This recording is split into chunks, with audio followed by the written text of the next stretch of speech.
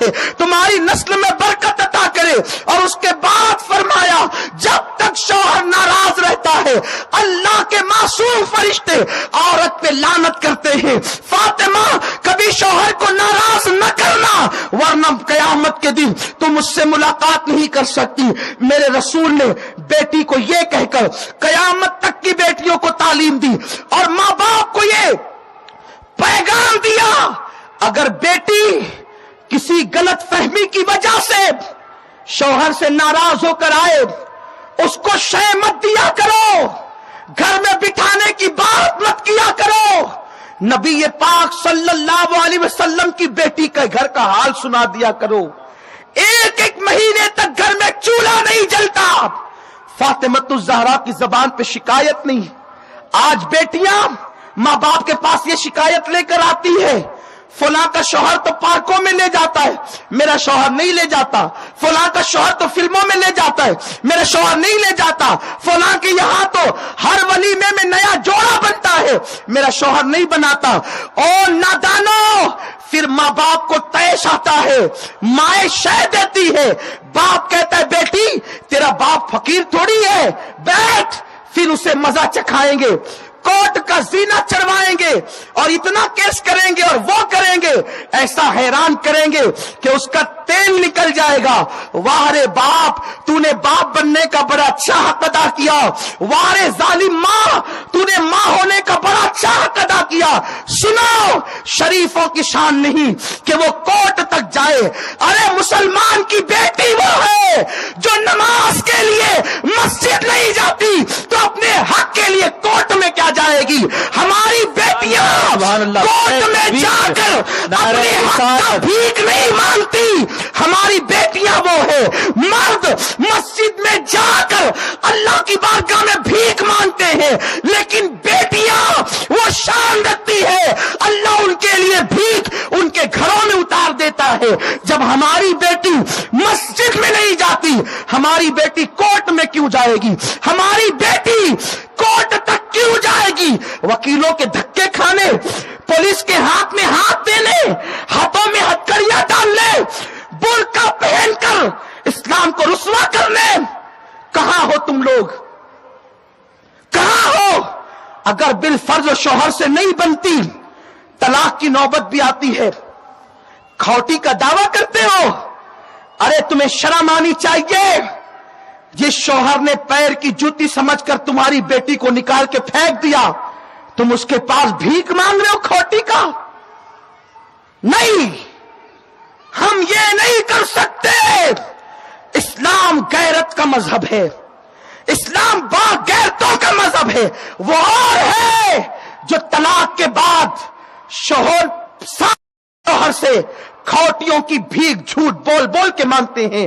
ہمارا مذہب یہ ہے غیرت والا. جس شوہر نے طلاق دے دیا, پیر کی جوتی سمجھ کے اتار دیا, اب ہماری بیٹی اس کے ٹکڑوں پہ نہیں پلے گی, اس کا باپ پرورش کرے گا, اس کی ماں پرورش کرے گی, اس کے بھائی پرورش کریں گے.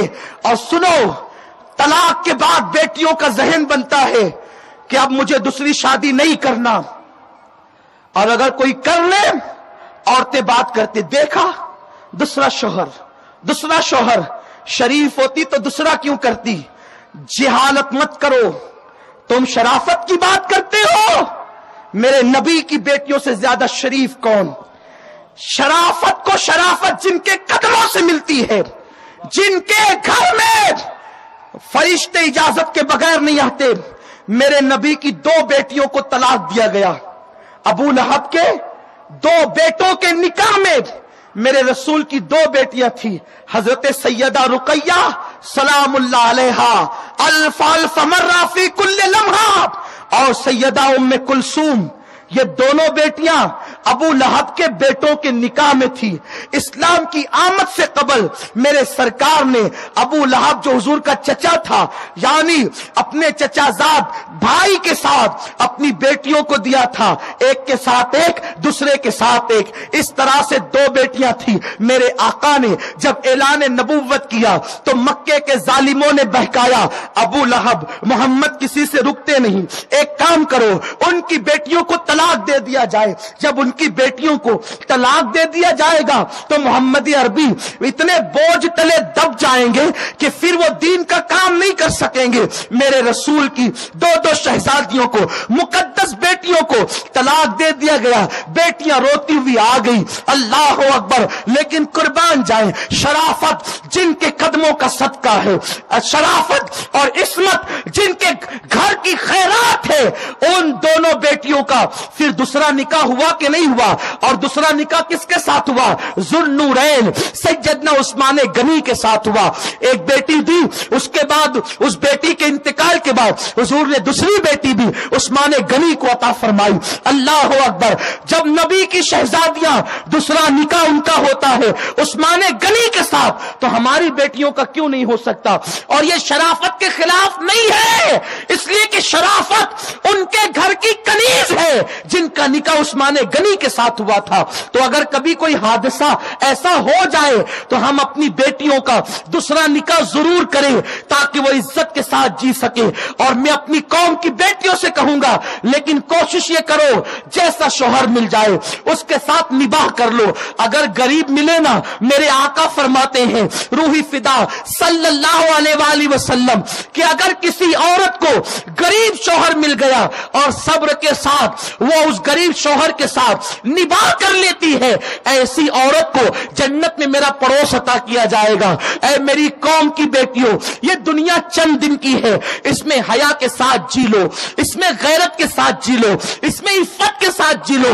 ऐ मेरी कौम की बच्चियों, मुझे बताओ तो सही, मेरे रसूल की शहजादियों ने अपनी जिंदगी को कैसे गुजारा, कितनी तकलीफ में बजाहिर गुजारा।